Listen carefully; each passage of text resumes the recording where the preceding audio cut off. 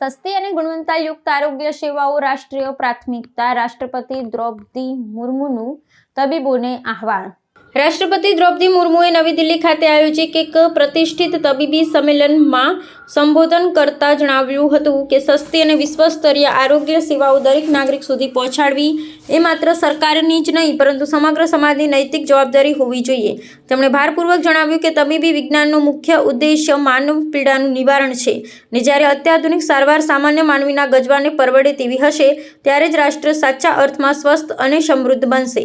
આ કાર્યક્રમમાં દેશભરના અગ્રણી તબીબો, સંશોધકો અને વહીવટી અધિકારીઓ ઉપસ્થિત રહ્યા હતા. આ પ્રસંગે રાષ્ટ્રપતિએ સ્વાસ્થ્ય ક્ષેત્રે સમાનતા લાવવા પર ભાર મૂકતા વિશ્લેષણ કર્યું હતું કે ટેકનોલોજી અને સંશોધનોનો લાભ માત્ર મહાનગરો પૂરતો મર્યાદિત ન રહેવો જોઈએ. તેમણે ખાસ કરીને અંતરિયાળ વિસ્તારોમાં રહેતા વંચિત સમુદાયો માટે ચિકિત્સા સુવિધાઓના વિસ્તરણને અનિવાર્ય ગણાવ્યું હતું. રાષ્ટ્રપતિના મતે આધુનિક હોસ્પિટલો અને તબીબી સંસ્થાઓએ સેવાના ભાવ સાથે કાર્ય કરી સ્વાસ્થ્ય ક્ષેત્રના ખર્ચને અંકુશમાં રાખવા માટે નવતર પ્રયોગ કરવો જોઈએ જેથી કોઈપણ વ્યક્તિ નાણાંના અભાવે સારવારથી વંચિત ન રહે. ઉપસ્થિત સમુદાય રાષ્ટ્રપતિના આ દ્રષ્ટિકોણને આવકારતા આગામી સમયમાં સ્વાસ્થ્ય માળખામાં મોટા પાયે સુધારો કરવાની પ્રતિબદ્ધતા વ્યક્ત કરી હતી.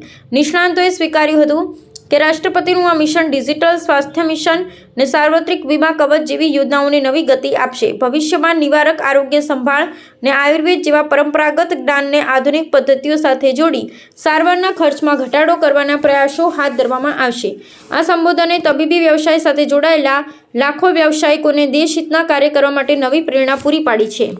गरीब से गरीब व्यक्ति को भी समय पर उचित चिकित्सा मिले, इसके लिए सभी भागीदारों को मिलकर काम करना होगा. चिकित्सा के साथ साथ सामाजिक दायित्व का निर्वहन करना भी निजी अस्पतालों और चिकित्सा शिक्षण संस्थाओं की जिम्मेदारी है. Affordable world class health care service to all सभी का मिशन होना चाहिए. मुझे विश्वास है कि हमारे सामूहिक प्रयास के बल पर न केवल देशवासियों को उत्तम स्वास्थ्य सेवाएं मिलेंगे बल्कि भारत पूरे विश्व में हेल्थ केयर डेस्टिनेशन के रूप में और अधिक प्रतिष्ठा प्राप्त करेगा.